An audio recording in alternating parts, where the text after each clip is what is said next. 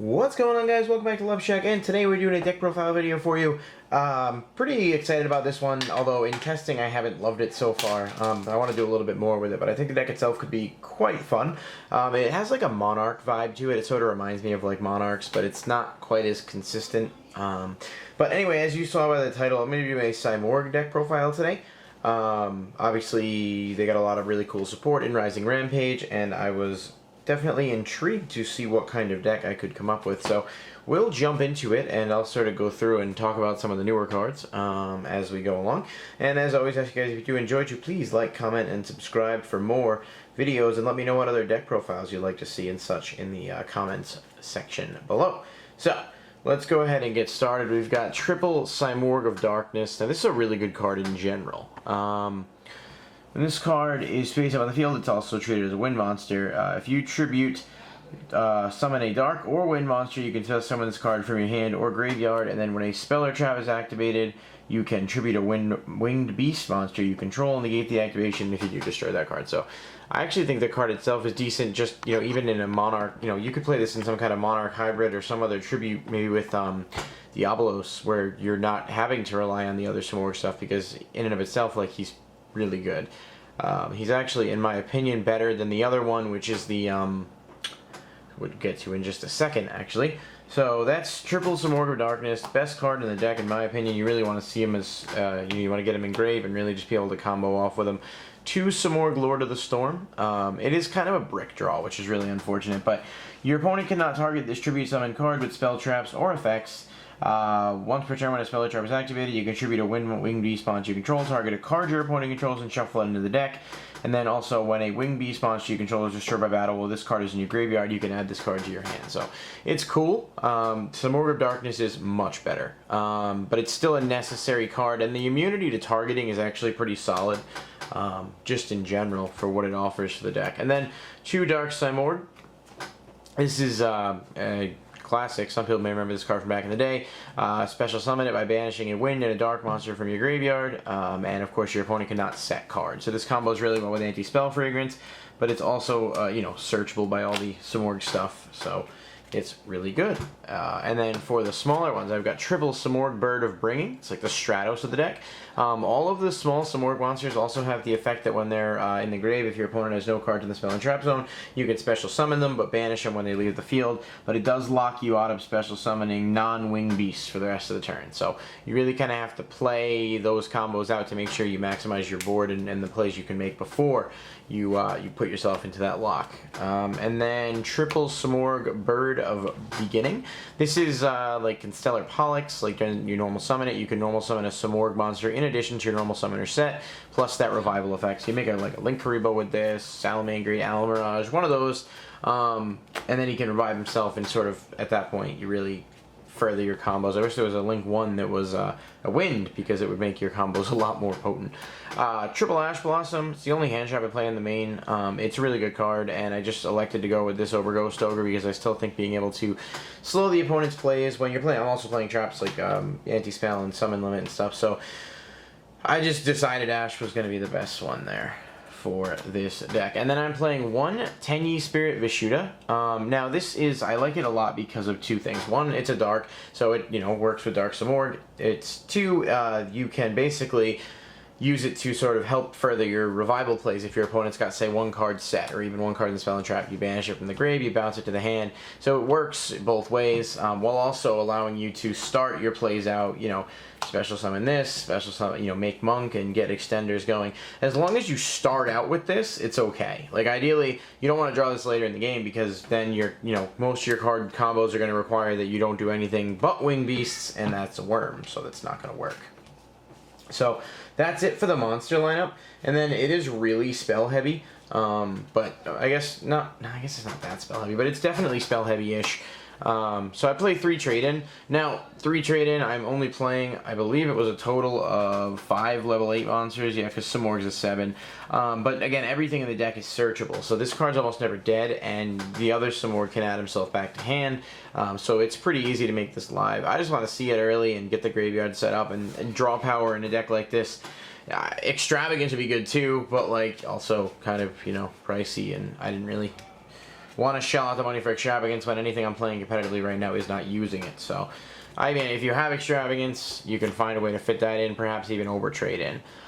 Triple Simorgh Onslaught, discard a Winged Beast, add 2 Simorgh monsters with different attributes to your deck to your hand, and it also has the ability to banish itself from grave to reduce the level of all Simorgh monsters in your hand by 1 till the end of the turn. So, well, not all, but you reveal 1, you lower its level, and then you combo it with some of the other stuff, and you can really be able to drop them for only 1 tribute, or even in some cases none. So, that's just extra, searchability for the deck, boosts the consistency. And then I play, I'll just put these together because it works that way, 2 Eldors and 1 Terraforming. Eldors is really good. All your Winged Beasts get 300 attack and defense. Reveal level 5 or higher Winged Beast in your hand. You can normal summon it with 1 less tribute. And then also, if you control a Winged Beast, you can activate the effect, and then immediately after it resolves, normal summon 1 Winged Beast monster. So each of those are hard once per turn, but basically you can normal summon up to 3 times per turn if you combo this with the baby Simorgh, and so that puts you in a strong spot.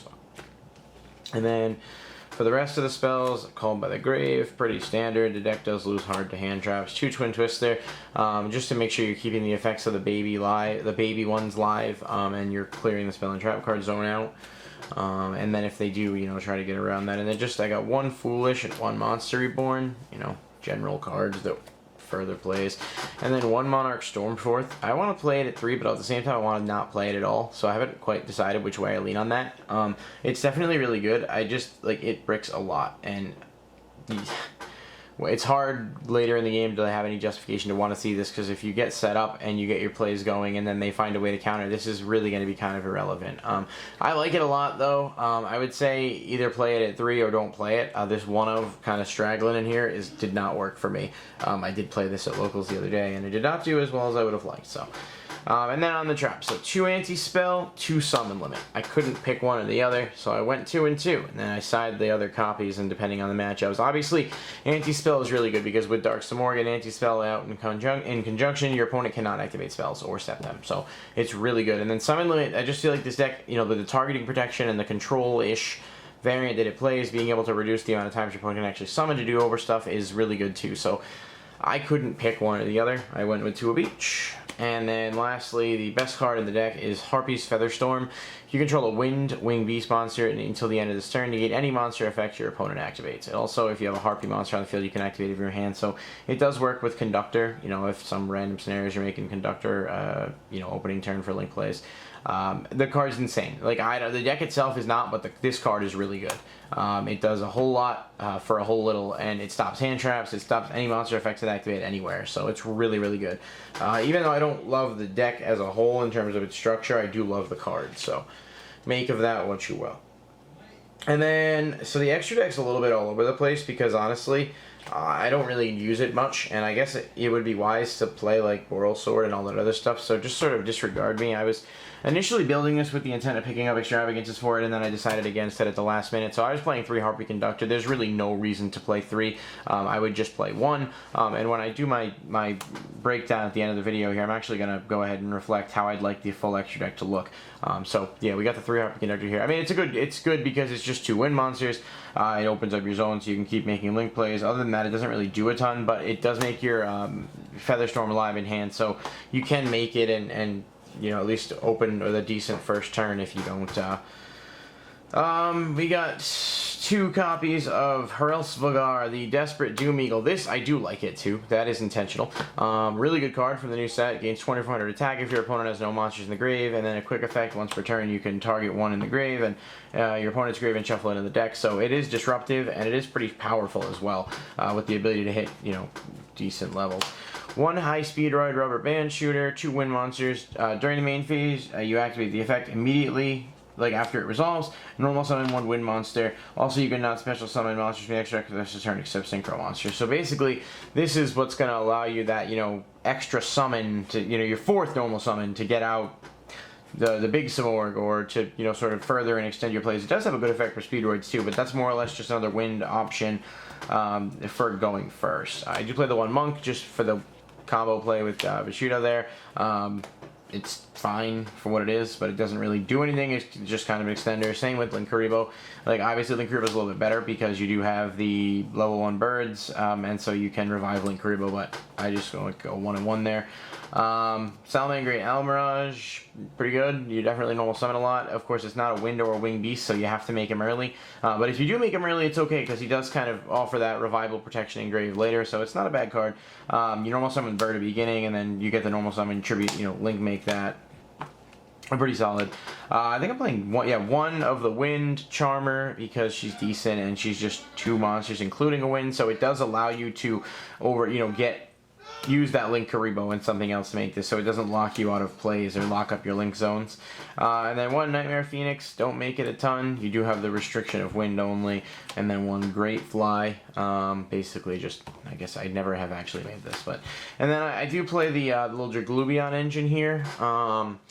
Number 97, and then these 2 guys basically use the effect, attach materials, and then summon 1 and put it on top of the other, so it really just depends on which scenario works best for you. Titanic Galaxy is really strong, but obviously Prime Photon Dragon is pretty good too, so that's the full extra deck. It's far from perfect, and I'm not even 100% sure how I feel about the deck as a whole, but I think there's some potential with the cards there. So hopefully you guys did enjoy the video. It is a work in progress, but definitely let me know what you thought. And I will absolutely be doing some more deck profile videos in the future, so keep the requests coming if you have them. Otherwise, thank you guys for watching, and as always, I do appreciate it. We'll see you next time here at Loveshack. Bye-bye.